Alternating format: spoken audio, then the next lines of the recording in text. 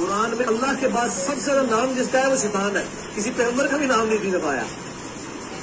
ہاں سارے پیغمبروں کے نام جمع کریں نا, جتنی دفعہ ریپیٹ ہوئے ہیں اس سے زیادہ شیطان کا نام آیا ہوا ہے. تو آپ کو نکال سکتے ہیں.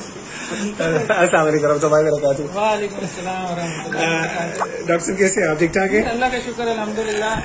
یہ آپ ابھی آئے ہیں, گھر میں داخل ہوئی ہیں, تو میں یہ ویڈیو دیکھ رہا تھا تو میرے ذہن میں اچانک آیا کہ کیا کوئی بہت کوانٹیٹیو ریسرچ کرتے ہیں حضرت ہمارے انجینئر صاحب.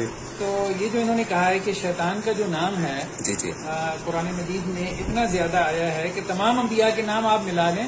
تو میں فوراً گیا تنزیل.net پہ. اب دیکھیں نا یہ چیزیں تو مشکل نہیں رہی. اب آپ تنزیل پہ دیکھیں, یہ شیطان کا لفظ میں نے ڈالا ہے اور اس کے بعد اب آپ دیکھیں فوراً اس نے ریزلٹس دے دیے کہ شیطان کا جو لفظ ہے وہ تقریباً 63 آیات میں آیا ہے اور 70 ٹائمز آیا.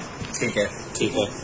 اب اس کے بعد آپ صرف موسیٰ کا نام دیکھیں, حضرت موسیٰ کا آپ ڈالیں اور آپ سرچ ڈالیں تو یہ ریزلٹ دے رہا ہے کہ 136 ٹائم جو ہے حضرت موسیٰ کا نام جو ہے شیطان کے نام سے 2 ٹائمز جو ہے حضرت موسیٰ علیہ السلام کا نام ہمیں مل رہا ہے, صرف حضرت موسیٰ علیہ السلام کا. اور ان کا کہنا یہ ہے کہ اللہ کے بعد سب سے زیادہ قرآن مجید میں نام جو ہے وہ شیطان کا آیا ہے, اور ایون تمام پیغمبروں کو ملا لیں تب بھی نہیں کافی دے کہ مطلب یہ ہے کہ ان کے دن میں یہ ہوتا ہے پتہ نہیں اگلے نے کوئی ریسرچ تو تھوڑی کرنی ہے.